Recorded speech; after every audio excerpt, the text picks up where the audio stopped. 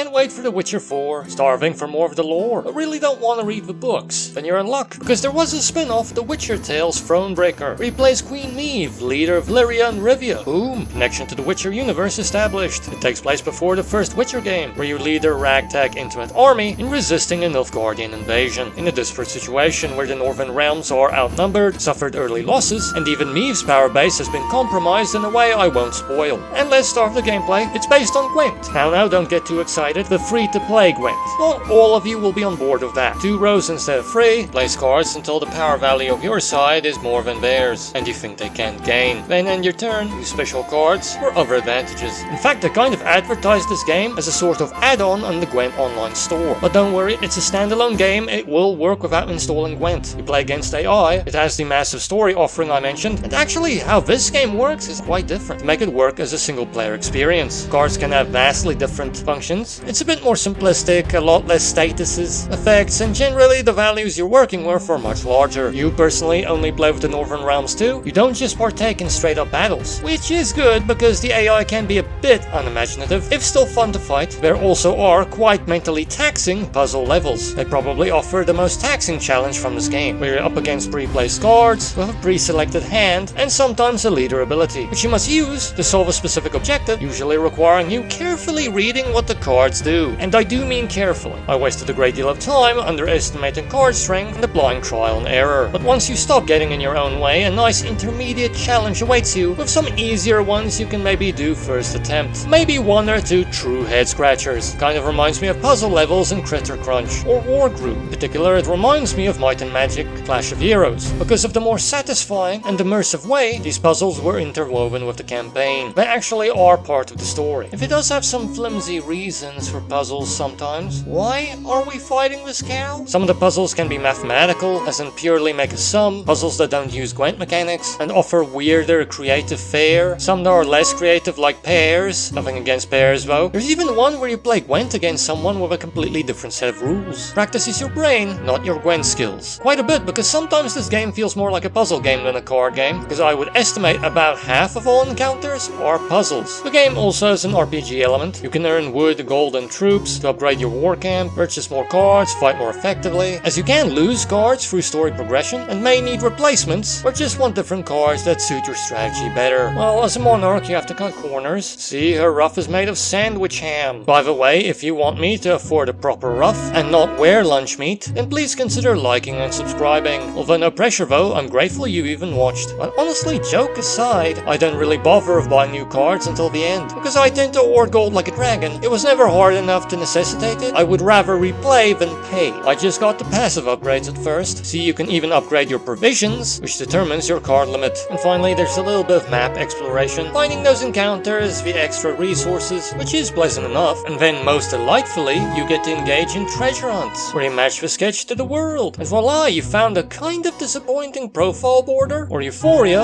if you're greedy and want to play Gwent online, getting the animated cards that can only be gained in Thronebreaker. I don't know how valuable that is when you consider that Gwent has gone into the Gwentfinity phase and won't really get new cards anymore. But hey, back in 2023 when I played this, I actually got really into online Gwent for a while. A friend was playing it, felt like getting a bit obsessive, getting those dailies, and I've played over 170 hours of it. That doesn't include Thronebreaker. So it depends on who you are, how much of a jolt it would give, but at least the exploration gives a bit of a diversion from the puzzling and standard battles. Thanks for watching so far. Please stick around for about 18 seconds, it's intro time.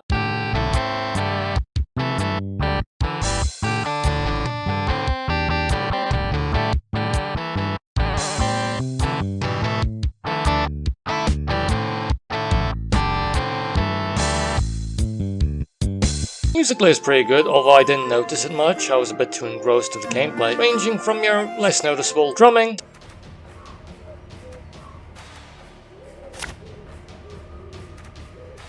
to lovely oppressive chanting.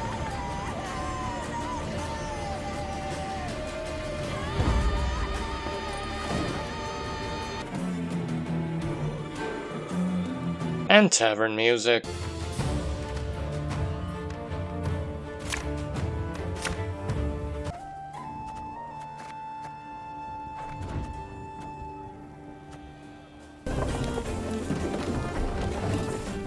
Visually it's pretty good, with kind of a dark comic book aesthetic, thick lines, etc. Mostly on the rarer, more animated conversations. And the cards look good as well, especially the animated ones. Some of those can look real nice. But once again, dark and sedate. It's a Witcher game after all. Perhaps a bit less exciting because of it, compared to Hearthstone or Slay the Spire. They have more themes to drop on, more freedom, more color. I mean, just look at the Nilfgaardian set. That's a sea of black. In fact, the world is also visually a bit stale because they use the same restrained approach. That will happen if you mostly go through wilderness and small towns. Darkish pale green grass and trees, village house brown, with white snow and grey dwarven stone, with a nasty swamp being the palette cleanser from seeing the war-torn northern realms. Ultimately, these places look good, and they add the pro to the game of showing off a couple of places in the Witcher universe that we haven't been to yet in the games, even if a great deal of it is relayed through a nice rare optical illusion. Plus they have lovely ornate maps. All of this is one area. Sure, it's fairly linear, but I still find it kind of impressive.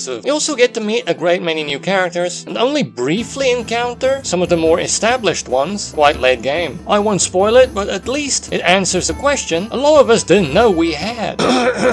Rivia. Some others will only be mentioned, while some characters that were only mentioned in the other games will be encountered here. Oh, I remember Zoltan talking about you in the first one. The game is good, or at the very least extensive voiceover work. Falberson trots about on an imperial leash already. War's lost. Plain to see. Everything is voiced over. Quick and painful this'll be. It has a good narrator too. The grinding of stone on blade sounded a grim promise. Olaf talk that makes the characters come to life. Horrible place to grow turnips if you've ever a mind to try.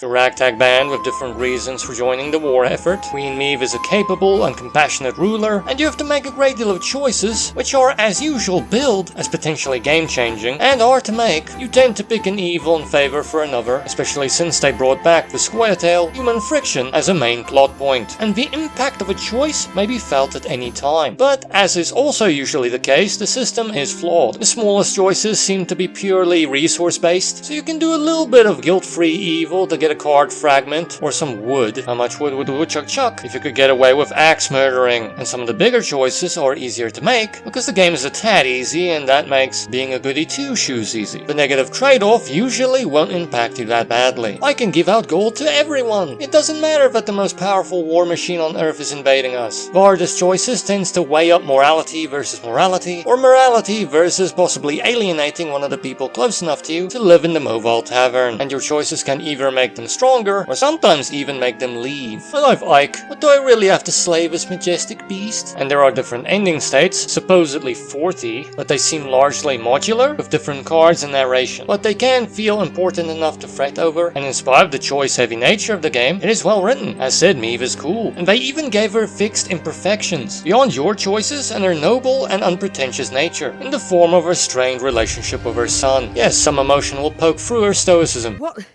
What was that filth? It may start a bit average at first, but it really gets cooking later on once you get to know the characters. Plus the descriptive prose is top notch. Doesn't necessarily make you get the horrors of war, but at the very least you get the fatigue. Meve goes through a lot. It's so good I rarely looked at the accompanying card. This time around I did not get bored of reading. Oh, one last thing. For some reason this Dark Witcher game has the odd reference. It took me 40 hours to complete the game, and it's cheap on Steam, full price to 89 Rand 99 cents, and I've seen it go for 80% off. That's 58 Rand, which is 1 Rand 45 cents per hour of gameplay, which is quite good. Although please remember, I think I did everything the game had to offer. Found all the treasures, did all the side quests, etc. But it is surprisingly big to download, as it takes up 9.47 gigabytes on the hard drive. And I did try it on the Warhorse.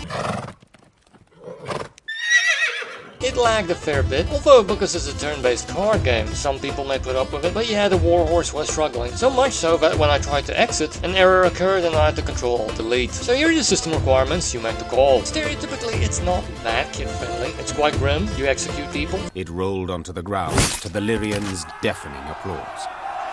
Fight non-human revolutionaries, has some swearing, but at least it's not as bad as the other games. Like, at worst, one reference to the unicorn, and maybe a fairly blue instance of humor. Some kids can handle it. I mean, it's isometric. The game has good visuals, Ornate map represents some places in the Witcher universe for the first time, like Mahakam. Animated and gold-rimmed cards can look cool. It has dark design though, can look a bit pale, even samey at times. Although a war-torn region, filled with few frills, can look that way. But I suppose not always the most stimulating. It has good music, if sometimes I didn't notice it that much. Basic ominous drumming to nice chanting and tavern music. Some rewards can be gained in this game that you can use in the online Gwent game. Although whether playing that game is a good prospect for you, especially since new cards are not going to come, but you can get titles, cosmetics, cards, which can be a jolt. Unfortunately though, in order to get them, the game has to sync up with Thronebreaker, and that requires signing up for a GOG account. Some premium animated versions of cards can even only be gained by playing Thronebreaker. The card battles are fun, if some people dislike this move from traditional Gwent, and this version of Gwent isn't even the same as online Gwent, with fewer reasons to strategize, fewer statuses and effects, etc., but it's fun. The puzzle challenges are very good, mostly utilizing Gwent mechanics, if this game is perhaps a bit more a puzzle game than a pure card game. Nice simple exploration, with great treasure hunting, very good writing with good extensive voice acting. At worst, it may not have the best justifications for some of the battles or puzzles, but Meave is a great character, brilliant but flawed. On the maybe side, the game has a lot of choices to make, some of which are quite weighty, with big impacts like losing companions and cards. Others simply trade resources, and the game is easy enough that making the good choice usually isn't that risky, and ultimately the system is very modular, especially for the multiple endings. This person's alive, they are dead, and these are the main things that happen. But in all fairness, it's a common issue. With RPGs, they're choice-based. They can't code everything, and the story takes place at new locations with new characters that are connected to the other games, but you won't see much of our old friends. I appreciate seeing more of the Witcher universe, some I prefer seeing more familiar faces. And on the con side, the RPG mechanics aren't really that necessary. It's not difficult enough for it to be. Come on, play it. And play strategies that simulate Warcraft. Powerful strategies, like getting a dog drunk. A fancy dog though, straight for the claret.